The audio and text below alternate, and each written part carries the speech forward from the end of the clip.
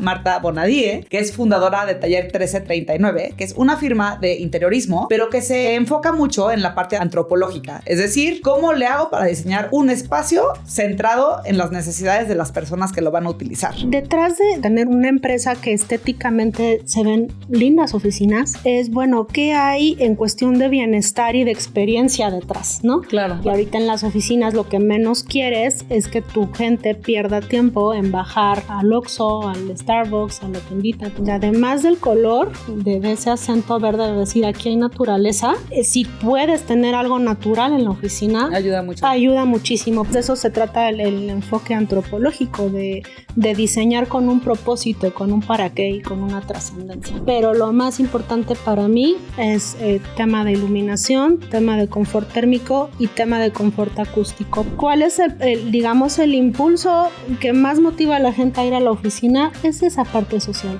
Entonces no la vamos a lograr en un cubículo privado de concentración. Retirarles un espacio privado para decirle ahora vas a trabajar en un espacio completamente abierto. Junto ¿no? a la becaria. Ajá, no, claro, sí, totalmente.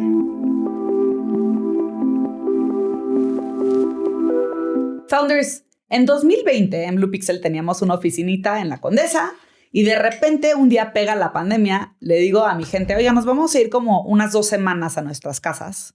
Todo el mundo pensó que estaba exagerando y 6 años después inauguramos las oficinas de Blue Pixel tras ya mucho tiempo de estar remotos. Pero este proceso de diseñar estas nuevas oficinas fue súper interesante.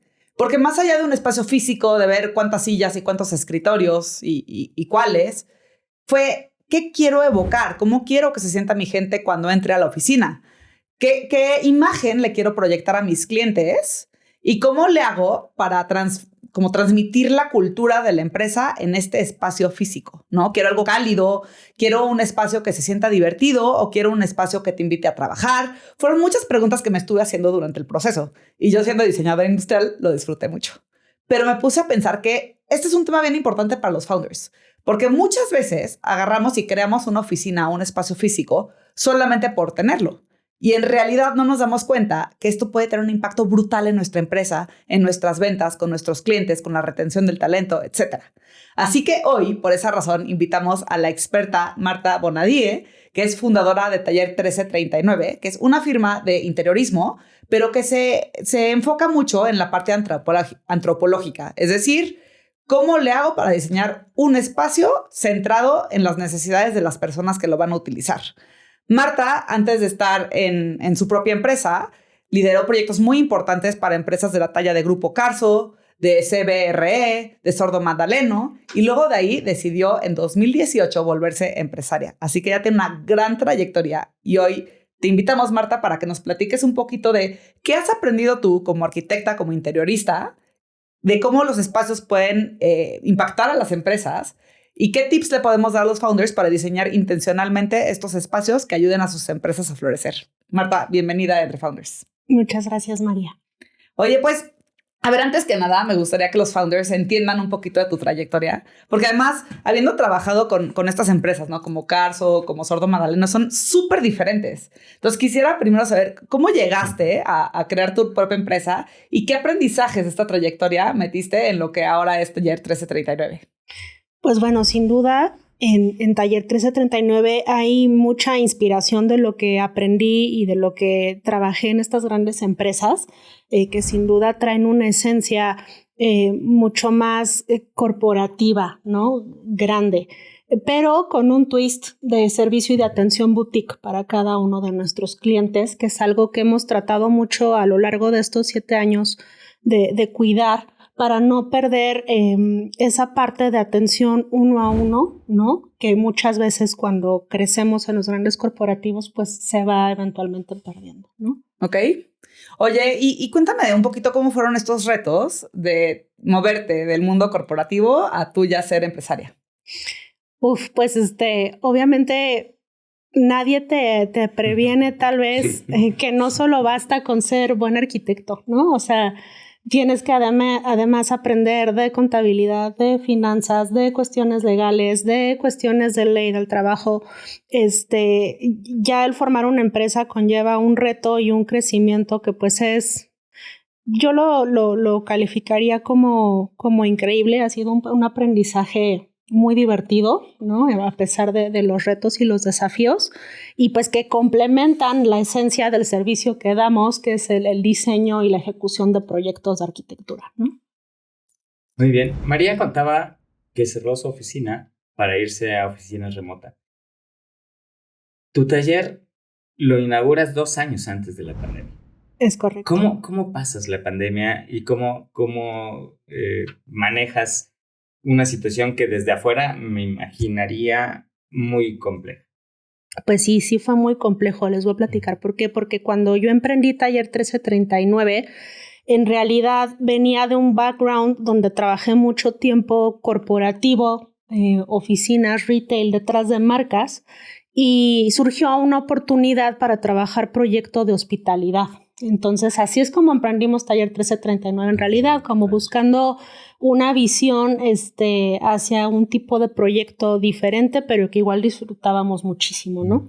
Entonces, claramente, al poco tiempo cae la pandemia y el primer sector que se detiene es hospitalidad. Por eso te lo pregunto, claro. Entonces, el proyecto fue en automático, se pone en pausa, pues no sabemos para cuándo, ¿no? Como comentabas, María, primero dijimos 2 semanas, 1 mes, 2 meses, no sabíamos para cuándo, pero ¿qué pasó? Un fenómeno que llamamos adaptabilidad.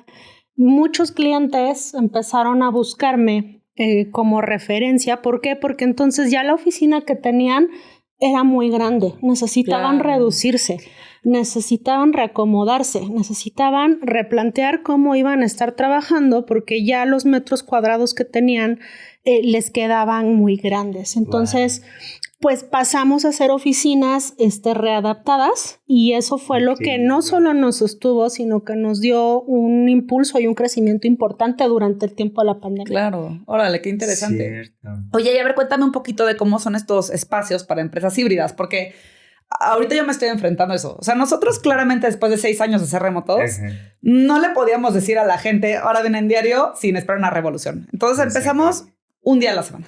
No, bueno, mínimo un día, e invitamos a la gente a que vengan más si quieren. Pero bueno, es mínimo un día a la semana.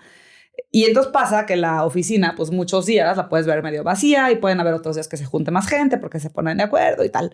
Y justamente yo me preguntaba eso. Es que es muy diferente cómo diseñas una oficina en la que esperas que toda tu gente venga a diario a una oficina para un equipo híbrido. Cuéntanos, Marta, ¿cuál ha sido tu experiencia entre estos 2 tipos de espacios? Pues creo que recientemente la mayoría de nuestros clientes lo que nos piden es haz que regresen a la oficina, ¿no? O sea, tenemos que hacer algo para que regresen a la oficina, y creo que es el motivo que en estos últimos 3 años ha impulsado el que decidan los founders remodelar, ¿no? ¿Por qué? Porque necesitamos motivar más allá de la estética, que el personal quiera regresar a trabajar 3-4 días a la semana, ¿no? ¿Por qué? Porque es lo que conviene en la operación de la empresa, ¿no? Entonces, detrás de solo, o sea, también de tener una empresa que estéticamente se ven lindas oficinas, es, bueno, ¿qué hay en cuestión de bienestar y de experiencia detrás, no? Claro. O sea, además de que a lo mejor los acabados sean lindos, que transmita la esencia de la marca, que el lugar esté bien cuidado, bien iluminado, confortable, bueno, ¿cómo vamos a motivar o qué espacios vamos a integrar en esta oficina para que ya no solo sea un plano y un render y una materialidad, sino un hilo conductor de experiencia para esos usuarios, ¿no? Okay. Creo que lo más importante es eso, nunca olvidar que estamos diseñando no solo para el dueño de la empresa, sino para el usuario que trabaja ahí, ¿no? Que queremos que viva. Órale. Oye, Marta, ¿y hay algunos elementos que tú has visto como comunes en este tiempo que se vuelven atractivos para hacer que regresen los empleados a las oficinas? O sea, ¿cuáles son esos espacios o cuáles son esas soluciones que resultan hoy por hoy atractivas para regresar? Sin duda va muy ligado con el plan de bienestar, ¿no? O sea, por ejemplo, contar con un comedor que a lo mejor pueda ofrecer un servicio de alimentación saludable que te da un plus, ¿no? Claro. Decir, bueno, pues voy porque me conviene, porque tengo digamos, incentivo, ¿no? De que a lo mejor cocinar todos los días en mi casa, ¿no? O espacios que fomenten la colaboración casual, ¿no? El decir, bueno, voy porque crezco y creo más con mi equipo en un entorno de colaboración casual que si me conecto en una reunión remota, ¿no? Okay. Por así decirlo. Entonces, ese tipo de incentivos y que van obviamente muy ligados detrás del tamaño y de la operación de cada empresa, pueden hacer que el usuario regrese. Otra que me encanta es, hay empresas que nos dan la oportunidad de designar metros cuadrados a áreas wellness, ¿no? Entonces, el que puedan tener una clase de yoga, una meditación guiada, ¿no? Qué padre.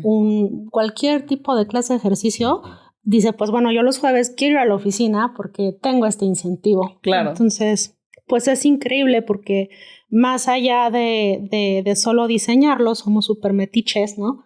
Y nos metemos hasta ese punto con nuestros clientes. Claro, eso está padre. O sea, sí, no diseñas solamente el espacio, sino diseñas toda la experiencia. Exacto. Oye, y cuéntanos un poquito de tu proceso. O sea, es que eso me gusta porque en Blue Pixel, mi empresa, que nos dedicamos a diseñar software, usamos el mismo approach. Entonces, nosotros somos expertos en experiencia de usuario. Antes de diseñar cualquier plataforma digital, vamos e investigamos, nos metemos físicamente a donde están los usuarios y los entrevistamos, investigamos a la competencia, ¿no? Y con base en eso ya diseñamos el software. Y entiendo que con ustedes también tienen un involucramiento importante de la gente, de los usuarios, de la gente que va a estar utilizando el espacio. Cuéntanos un poquito sobre tu proceso de diseño. Así es, pues nosotros diseñamos con un enfoque antropológico, ¿no? ¿Qué quiere decir eso? Que antes de entrar de lleno a arrastrar el lápiz y a aterrizar ideas, hacemos un proceso de investigación con las distintas áreas que conforman una empresa. Por supuesto, platicas pues con el director general, platicas con el director de recursos humanos, el director de marketing, finanzas, todas las áreas que constituyen la empresa.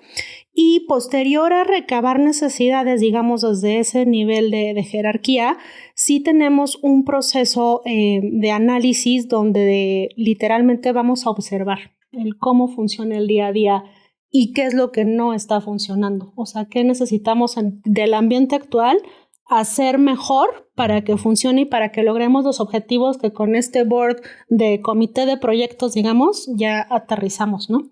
Entonces, eso junto con encuestas que muchas veces también implementamos para recabar datos desde los usuarios en todos los niveles, nos dan highlights muy importantes a considerar dentro de la etapa de diseño. Entonces, de eso se trata el enfoque antropológico, de diseñar con un propósito, con un para qué y con una trascendencia, ¿no? Más allá que solo el espacio. Oye, a ver, entonces, bueno, esta es como la parte del, no sé, digamos, levantamiento de requerimientos, por así decirlo. Pero, y luego, ¿cómo eliges, no sé, la parte de la paleta de colores, iluminación, etcétera? Aquí va muy, muy ligado a la esencia de marca. O sea, y con marca no me refiero a voy a impregnar de rojo toda la oficina, ¿no? Porque la marca o el logo es rojo, ¿no? Sino entender a qué se dedica la empresa, ¿no? Y con eso que se dedica, ¿cuáles son sus ejes rectores? ¿Cuáles son sus valores? ¿Es la sustentabilidad? ¿Es la tecnología? ¿Es el consumo? ¿No?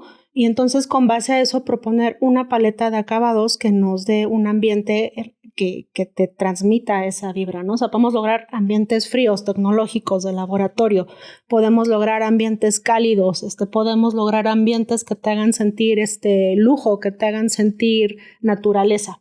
Entonces, dependiendo mucho lo que la marca quiere transmitir, ojo, no solo a sus clientes, sino a la gente que trabaja para esa marca, claro, es que proponemos ese tipo de paletas de acabados para lograr pues el efecto deseado.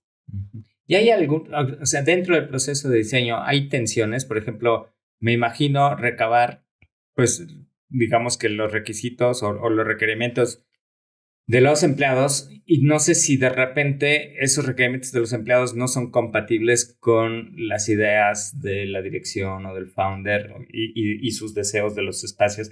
¿Existen esa clase de tensiones en el diseño? Sí, todo el tiempo. La verdad es que hay una línea muy delgada entre abrir, digamos, abrir la llave para escuchar y que se convierta en un wish list, porque obviamente todo lo que puede pensar una persona puede ser lo que no funciona para otra. Entonces sí tenemos que hacerlo con un marco de referencia muy bien establecido, donde el presupuesto y el programa juegan un rol importantísimo, ¿no? Porque claro, pues de pedir y pedir podemos pedir hasta, ¿no? hasta agotarnos. Lo que siempre les digo a los clientes es todo se puede, pero con ciertas cuestiones, ¿no? Entonces, eso, acotando hasta dónde, qué le voy a permitir o qué le voy a preguntar a tal área, ¿no? Obviamente, pues no sé, el área de recursos humanos da información muy valiosa en cuanto a cómo opera, ¿no? La empresa. Pero pues a lo mejor la parte legal tiene cuestiones de confidencialidad que también es importante escuchar y tomar nota. Entonces es acotar ese marco de referencia, tomar esa decisión junto con quien lleva la batuta del presupuesto y del programa para cuidar que las preguntas que se abran estén dentro de ese marco y no se presten a ir más allá y que se convierta pues en un wish list interminable, ¿no? Ok. Oye, a ver, una pregunta más. Yo he estado pensando mucho que antes las oficinas eran como espacios muy, muy divididos y altamente personalizados, ¿no? O sea, tú tenías tu escritorio con tus fotos y tus post-its y no sé qué. Y ahora la tendencia parecería que es espacios como súper abiertos en donde casi que no hay, yo sé que si hay privados de repente depende del tamaño de la empresa, ¿no? Uh-huh. Pero espacios súper abiertos y en donde ya nada es personalizado. O sea, tú vas y te sientas en donde haya lugar. Y sé que la respuesta puede ser depende de la empresa, pero ¿tú cuál de estos espacios crees que funciona mejor en términos generales? Hemos constatado a través de encuestas que recabamos post proyecto, porque somos muy analíticos y nos encanta esa parte y hay clientes que nos permiten continuar recabando ese tipo de información. Pero considero que este tipo de espacios abiertos colaborativos sí han influido mucho en el nivel de productividad de los equipos. Claro que hay una resistencia a decir, bueno, a ver, o sea, y sobre todo hay una cuestión ahí generacional súper interesante de estudiar y de platicar. Pero hay resistencias en cuanto, oye, yo tenía mi privado con mi colección de ranas, con la foto de mis hijos, ¿no? Y me lo vas a quitar y además me vas a dar un escritorio que es más chiquito, ¿no? Que no tengo privacidad, que nada más me divide una mampara, ¿no? ¿Qué me vas? O sea, creo que ahí la compensación es ¿qué me vas a dar a cambio? ¿No? Uh-huh. Pues mira, te voy a dar un comedor increíble con vista a la ciudad, ¿no? Y con áreas de colaboración casual para que pues puedas tener un área de esparcimiento mucho más agradable que la que tenías en la otra oficina, ¿no? Y ahí hay una estrategia bien padre que tenemos donde elegimos a un representante de cada área, no por nivel, digamos, de organigrama, sino son influenciadores que van comunicando y permeando a la comunidad qué tipo de cambios positivos va a haber. Y entonces eso psicológicamente va poco a poco mitigando la resistencia, ¿no? Entonces digo, claro que no puedes siempre darle gusto a todos y siempre va a haber alguien que diga, ay, no, yo prefería, ¿no? Pero creo que se trata mucho de compensar. Oye, a ver, y has hablado como de las oficinas de las que estás platicando, yo me la imagino como de grandes corporativos, ¿no? Porque hablas que de los comedores, de no sé qué. Para una pyme, ¿no? O sea, quizás un espacio más chiquito que te haya tocado rediseñar. ¿Cómo le haces cuando no tienes estos espacios del comedor o de yoga o lo que sea? ¿Cómo le haces tú para diseñar un espacio intencional que impulse estos objetivos que pueden llegar a tener tus clientes? Con restricciones de espacio. Con restricciones de espacio, claro. Claro, totalmente. O sea, no todos los proyectos son de más de 1,000 o 2,000 metros cuadrados. Llegamos a tener proyectos de 250, de 300. Y ahí creo que no cambia la esencia, sino la forma. A lo mejor no tenemos el gran comedor, pero sí tenemos un espacio recreativo con una barra con vista, ¿no? Con la iluminación natural y un spot de café súper lindo, ¿no? O sea, sí tratamos siempre de implementar ese tipo de espacios sin importar la dimensión o el área, pero que la función o el propósito del espacio esté. Fíjate que me llama la atención porque en lo que has platicado estoy descubriendo, quiero checar si lo estoy entendiendo bien, que justamente esos espacios sociales donde se reúnen las personas para hacer cosas más allá del trabajo, es decir, para platicar, para convivir, para colaborar, para tal.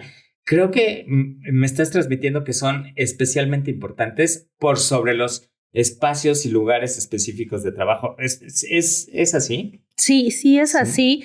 Y aquí la pandemia juega un papel importantísimo. Porque a ver qué pasó en pandemia, ¿no? Cada quien adaptó en su casa un espacio con una silla. Muchos se llevaron la silla de su oficina, otros invirtieron en una silla que fuera muy ergonómica, invirtieron en monitores, en un escritorio tal vez más amplio.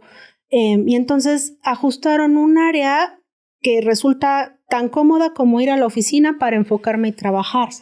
Pero ¿qué perdimos? Perdimos esa parte social. Y el ser humano por naturaleza es social.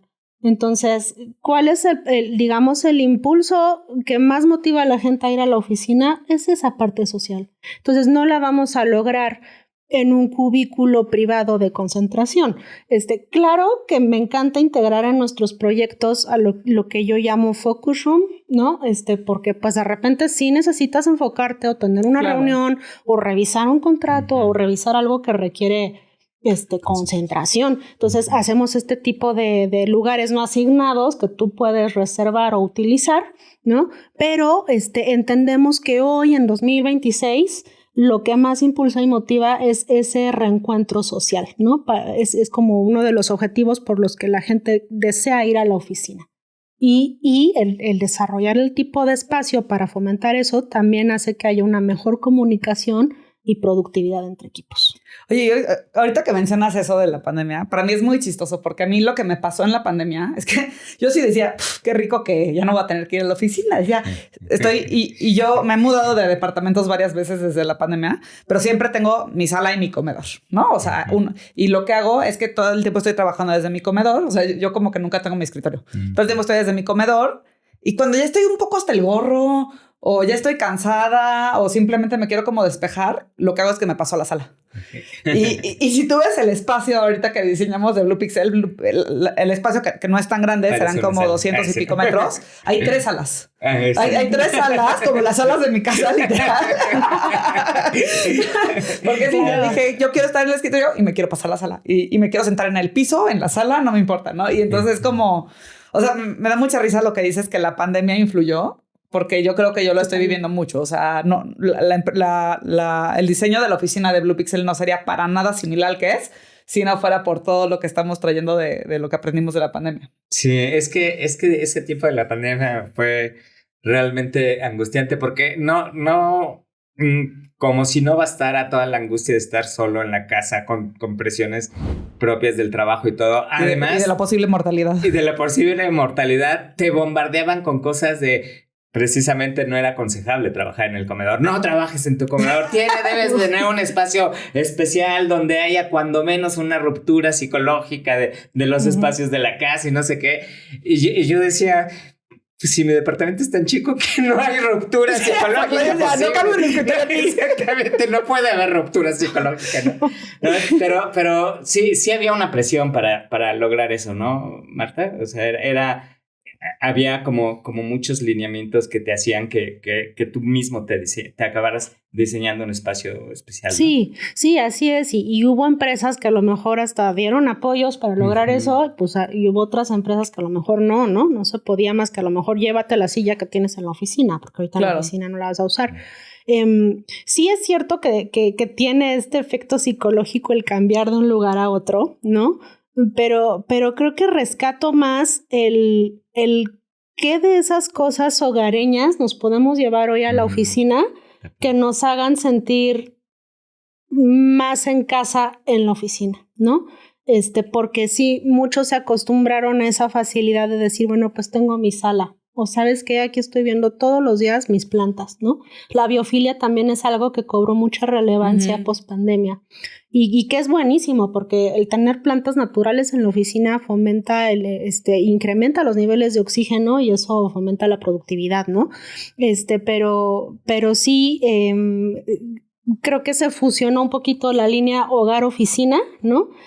Pero el resultado fue increíble porque es llevarte entonces pequeños detalles que hacen que la oficina se sienta más hogar y que pueda ser un poquito más productivo, ¿no? Entonces, como que sin querer, y qué bueno que pasó la pandemia, es de las ventajas, se están generando espacios cada vez más conscientes y más intencionales. Así es. Y creo también que hay muchísima más conciencia por parte de las empresas, de los founders, de los empresarios, hacia la parte del bienestar, ¿no? Que antes a lo mejor no existía tanto, ¿no? O sea, sí, a ver, y también es algo que ya las generaciones, ahorita decías que queríamos hablar de las generaciones y me encanta, porque es algo que las nuevas generaciones exigen.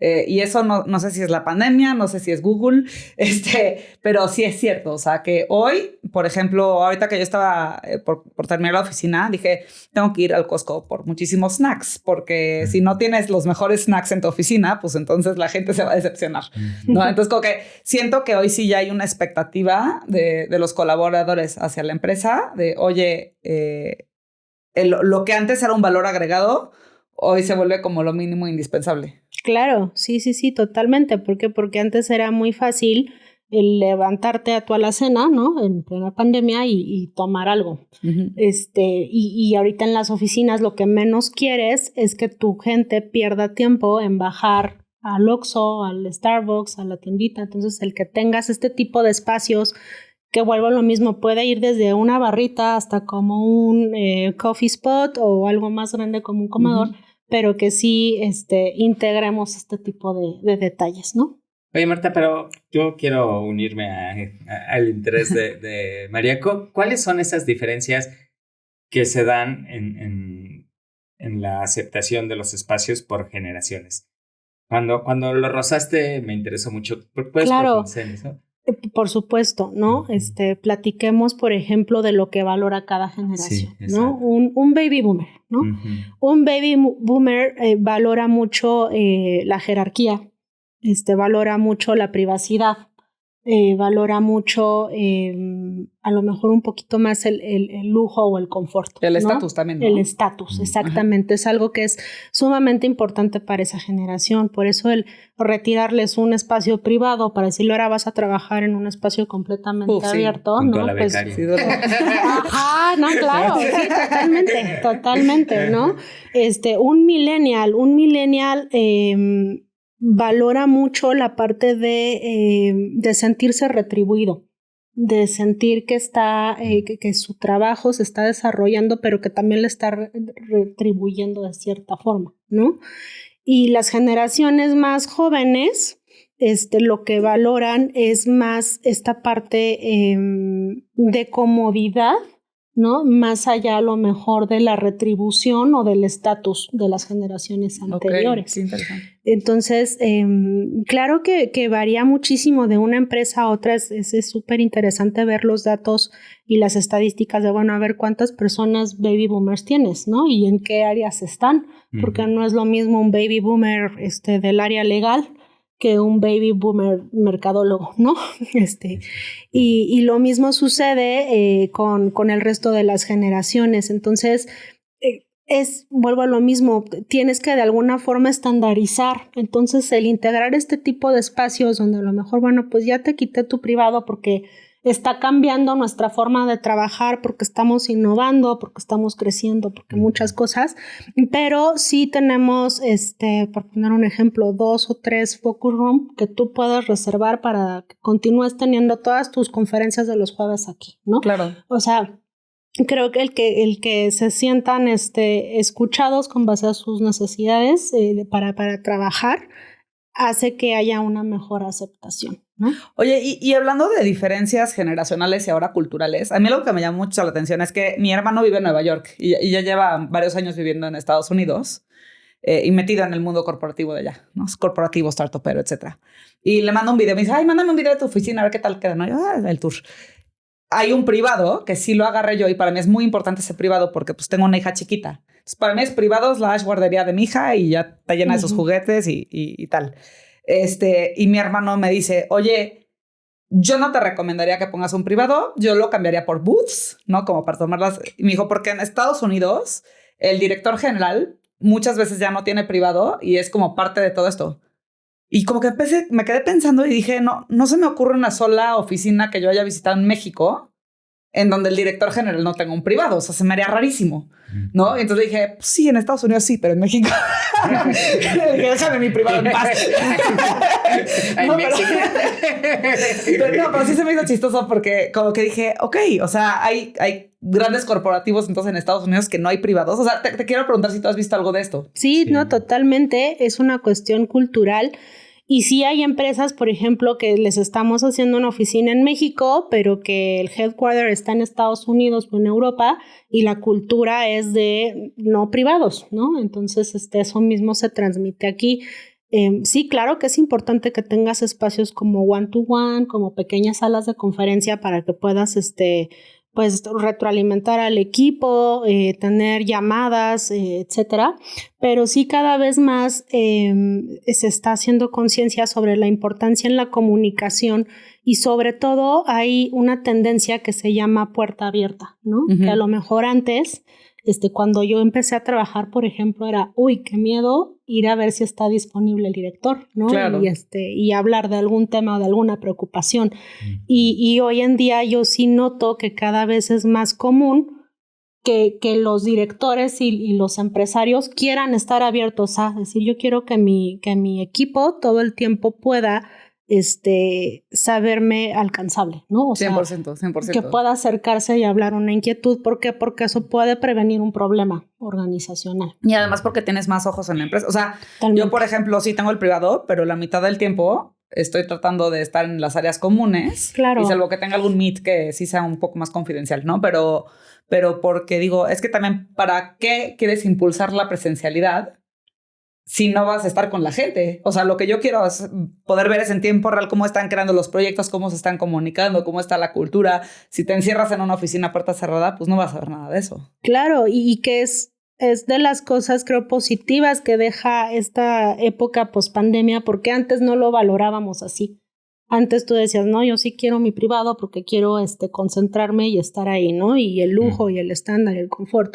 Y hoy, o sea, creo que el haber estado en repliegue, cada quien en casa y regresar a la oficina hace que valores esa cercanía con el equipo y esa oportunidad de poder colaborar de cerca, ¿no?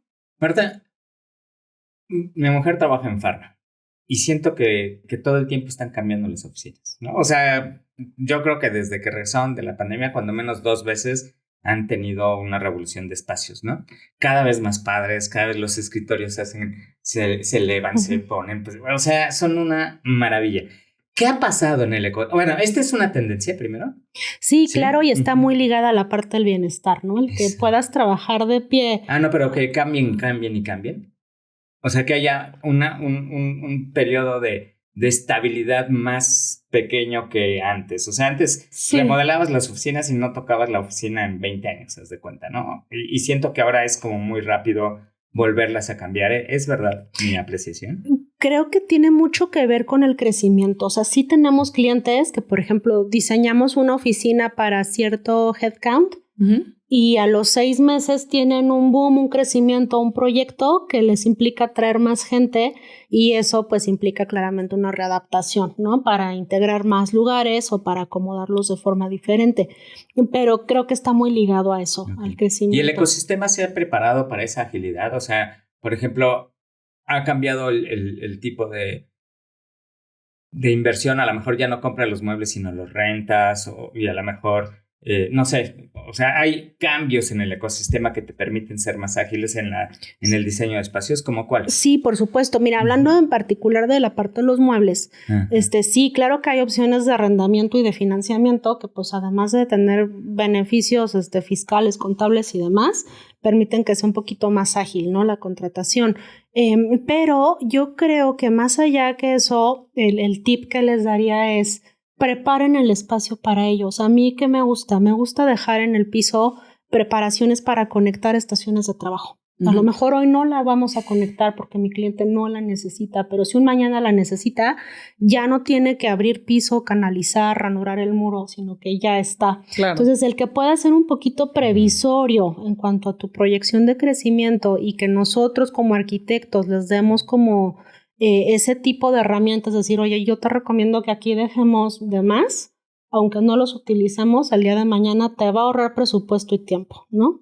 Entonces sí hay estrategias y también depende mucho del tipo de empresa, ¿no? Hay empresas que por campañas, que por proyectos, pues tienen de repente booms y crecen muchísimo y entonces diseñamos espacios multifuncionales que a lo mejor en una temporada de calma puede ser salas de juntas y a través de paneles y muros móviles cuando necesitas sumar equipo, pues abres esos paneles y entonces tienes un área abierta más, ¿no? Claro. Entonces es el pensar estratégicamente y de forma muy inteligente cómo le vamos a sacar el máximo a cada uno de esos metros cuadrados rentados, ¿no? Claro. Porque creo que de eso se trata, que cada metro cuadrado rentado esté dándole el máximo al cliente. Qué padre.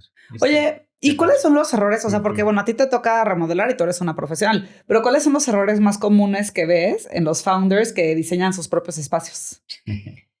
Pues creo que mucho tiene que ver la parte del headcount, de no tener claridad de su propio headcount. Y también cuando no tienen a lo mejor una asesoría técnica, no dimensionan el costo de inversión para la adaptación de la oficina, ¿no? Y ahí que pesa mucho, no solo la ubicación y que sea un edificio bonito o con linda vista, sino que esté preparado eléctricamente para recibir la carga que tú necesitas implementar ahí, ¿no? Eso muchas veces nadie lo ve. Y dicen, no, pues luego viene el CFE y me conecta, pero para que eso pase hay todo un proceso detrás que cuesta dinero, es una de las partidas que se lleva la mayor parte del presupuesto, ¿no? Y que si no lo tenemos bien calculado, bien considerado, pues puede ser una sorpresa, ¿no? Claro, por supuesto. Oye, y una pregunta más. Ahorita con la inteligencia artificial, pues estamos viendo que le está pegando a todas las industrias. Y a las industrias creativas, yo lo vivo de primera mano, nos está pegando fuerte. Mi pregunta es, a partir de, no sé, los últimos 2 años, ¿no? Que ha cambiado mucho como el ecosistema digital y las herramientas que tenemos a nuestra disposición, ¿cómo ha influido esto en los procesos de tu empresa? De manera muy positiva. Debo de decir que nos encanta estar capacitándonos para hacer uso de estas herramientas, porque sí, al momento de generar vistas creativas, nos ayuda a darles más opciones y más rápido a nuestros clientes, ¿no? Pero hay un pequeño bemol ahí, ¿no? Y es lo que la inteligencia artificial no hace es tener trascendencia. Es decir, no piensa en el para qué. Yo puedo meterme a ChatGPT y tomar una foto de este espacio y pedirle que me genere un render con una sala de juntas y demás, pero ChatGPT no va a analizar el para quién es esa sala de juntas y qué en específico se va a realizar en esa sala de juntas. Entonces, sí es cuidar mucho que nosotros alimentemos los programas con la información trascendente necesaria para que el resultado sea realista, ¿no? Y sea funcional. Ok, y tú ves que, por ejemplo, en los próximos, no sé, 5 o 10 años, o sea, ¿te has puesto a pensar en cómo podría seguir evolucionando y cómo puedes preparar a tu empresa para ello? Sí, por supuesto. Yo creo que va a cambiar no solo a nivel empresa, sino desde los programas de estudio, ¿no? O sea, ya a lo mejor en lugar de aprender ciertos softwares, vas a aprender a programar, vas a aprender a desarrollar prompts para poder dar información muchísimo más precisa a toda esta nueva ola de tecnología que está llegando para el desarrollo, ¿no? Y es interesantísimo. Yo sí considero y compruebo que nos ha ayudado mucho a eficientar tiempos de trabajo, pero que se debe cuidar el no perder la metodología que hay detrás, ¿no? Ok, muy interesante. Oye, para founders todavía de oficinas menores a 200 metros, para founders con empresas más pequeñas, ¿cuáles serían tus recomendaciones principales? Digo, o sea, oye, si tienes un espacio, procura que tenga qué tipo de lugares, ¿cuáles son las cosas mínimas que tú piensas que son importantes para hacer un espacio agradable y productivo? Ok, hay 3 pilares importantísimos y el primero es la iluminación, ¿no? Antes se diseñaba en fachada todos los privados ejecutivos y las grandes salas de reuniones y el resto del equipo quedaba a lo mejor sin una fuente de luz natural al centro de la oficina, ¿no? Sí. Y hoy en día es al revés. ¿Por qué? Porque si yo coloco pegado al core este tipo de espacios con una fachada de cristal, entonces hay luz para todos, ¿no? Y hay vista para todos, y eso mentalmente es importantísimo dentro de una oficina, ¿no? Cuidar el confort térmico, el no tener un buen confort térmico, o sea, el decir o te mueres de frío o te mueres de calor, estresa al cuerpo, y si el cuerpo está estresado no se concentra, entonces vas a tener ahí una fuga de productividad importante, ¿no? Eso es indispensable, y el conocer cómo quieres que opere y que se comunique tu equipo, ¿no? Eso es lo indispensable, porque aunque están muy en tendencia los espacios abiertos, hay ciertas áreas que a lo mejor funcionan distinto. Entonces, nada más es tener muy clara esa parte para que entonces se puedan proponer los tipos de estaciones de trabajo adecuadas, ¿no? Pero lo más importante para mí es tema de iluminación, tema de confort térmico y tema de confort acústico. ¿Por qué? Porque el también estar en un espacio abierto donde hay muchísima reverberancia, donde todo el mundo habla al mismo tiempo, puede generar pues estrés, dolor de cabeza, ¿no? Y también falta de productividad, porque a lo mejor no puedes tener una llamada porque se escucha todo el ruido detrás, ¿no? Entonces, el cuidar esos 3 ejes creo que es lo más importante. Marta, una tendencia que estés viendo ahorita nacer, que te haya sorprendido en los últimos meses, que digas es esta tendencia en arquitectura de interiores para oficinas viene fuerte. La biofilia, sin duda. La biofilia. Sin duda. Antes era algo, y todavía me pasa que me dicen, oye, pero ¿pueden ser artificiales? Porque de verdad no tenemos quien a lo mejor los esté regando y demás, ¿no? Entonces, hay una teoría de diseño de interiores que nos habla de porcentajes de colores conectados a la naturaleza, y que a mí me encanta y que es algo que replico mucho en mis proyectos, porque toman colores grises o tierra, que viene de las piedras, ¿no? Colores azules que vienen del cielo, y el verde que viene de la vegetación. ¿Por qué? Porque ese triángulo, ese trinomio de colores conecta al cerebro con bienestar. Entonces, a lo mejor es un ambiente creado artificialmente mediante alfombras de diseño o elementos decorativos, pero es un trick para el cerebro, ¿no? Para sentir que estás en un ambiente natural. Claro. Entonces, ese tipo de aplicaciones son súper interesantes, y la biofilia cada vez cobra más sentido con esta cuestión del color.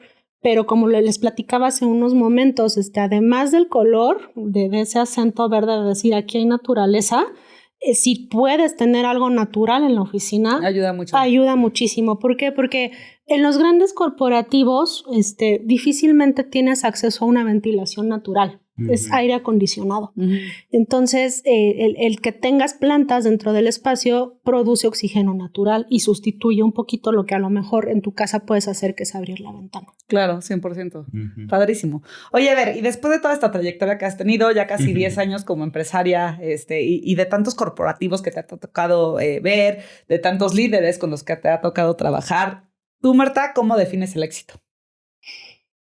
Para mí el éxito creo que son 2 momentos del día, ¿no? Y es el despertarme entusiasmada por lo que voy a vivir ese día, por lo que voy a hacer, que es lo que amo y lo que me apasiona, e irme a dormir con el corazón bien llenito, porque sé que estoy haciendo que es lo que más me hace feliz, ¿no? O sea, más allá de medir el éxito a lo mejor en cuentas bancarias o en cantidad de clientes o en metros cuadrados, creo que es esa pasión que le pongo en el día a día. Increíble. Muchas felicidades, Marta. Sí, muchas gracias. María. Oye, pues ya para ir cerrando, me gustaría que le cuentes a los founders si quieren trabajar contigo o simplemente seguirte en tus redes, porque además publicas cosas bien interesantes por ahí en LinkedIn, estuve viendo. Ellos en dónde te pueden seguir y cómo te pueden encontrar. Muchísimas gracias, María. Claro que sí, pues estamos en nuestra página web, taller1339.com. Nos encuentran también en LinkedIn, Taller 1339, en Instagram también publicamos, Taller 1339 MX, y pues bueno, mi perfil de LinkedIn, Marta Bonadie. Súper. Marta, muchísimas gracias, founders. También ya saben que para ver el episodio completo se tienen que ir a YouTube, se tienen que suscribir y lo tienen que compartir, porque no hay nada más rico que poder ver esta historia de principio a fin. Pero también estamos en Spotify, estamos en Instagram, en TikTok, en Facebook, así que en todas las redes nos pueden estar viendo. Por favor, síganos, suscríbanse y espero que hayan disfrutado mucho este episodio y nos vemos en el siguiente.